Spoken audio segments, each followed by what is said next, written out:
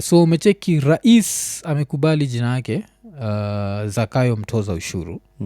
So leo the president had visited KRA.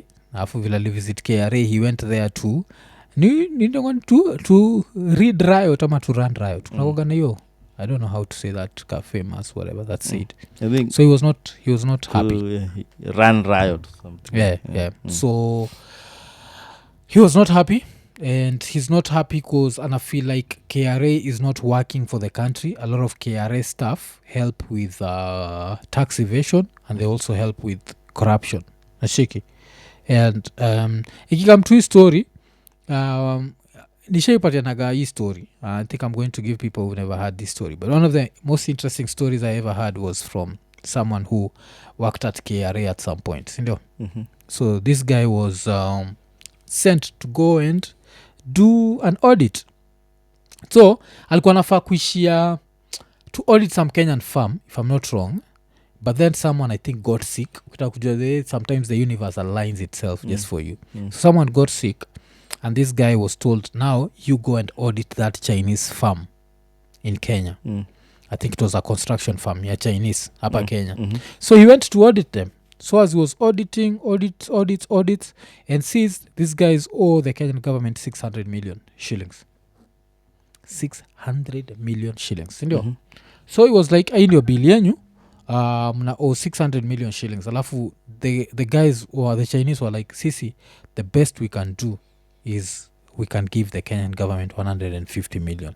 So is there a way you can play around with these figures so that we can pay 150 million and then we are going to give you 400,000? Nasikia your conversation. 150 million, 400,000. This guy at that point was working at KRA and earning around 40,000 shillings a month. So when he had 400,000, was like, that's 10 months salary. I'm good. Okay, so he sits down. Of course, was KRA wanajua, move this here, move this there, move this here, move this there. Make And he this made company small. Yes, made the books balance perfectly. Now these people owed 150 million. So they were like, sawa, this is what we owe. I don't know how it's paid. I don't know if it's by a check ama nini, ama we are going to pay it. Alafu, you for helping us, take this briefcase. Akapatiwa briefcase. So this dude took the briefcase. And he was like, let me go. Alafu, the Kenyan way, if you work for KRA, apparently you can get good loan, whatever, like conditions or something.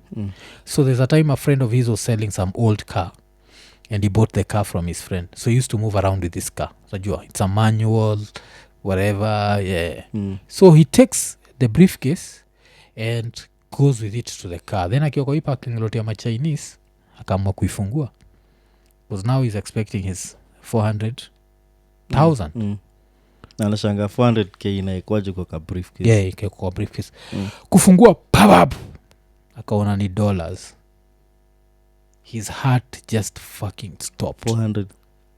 He was expecting 400,000 shillings, and he was happy, very happy with 400,000 shillings. Because when he left his house in the morning, he was fucking broke. Now he's at a parking lot with $400,000. He's almost breaking down. This dude said that alikuwa natetemeka, kuifunga ilikuwa ni shida. So akaifunga, alafu sasa yuko kwa traffic going home. Yeah? Buda uko na 400,000. Everyone is driving dangerously. You know that? If you have $400,000, everyone is driving dangerously. Hata barabara zikufevi. Yeah. So before you know it, akafika nayo home. Akaonyesha wife like in your pesa. That night they couldn't sleep. It gets more interesting. Shit, like a week later, so him, he knows I'm rich. He works for KRA, so he knows how to clean the money. He knows how to ease the money into the system. A week later, he gets a call from the same Chinese. They're like, niaje, kuna beste yetu fulani, who needs help from you? And can you do it at the same price? Yes!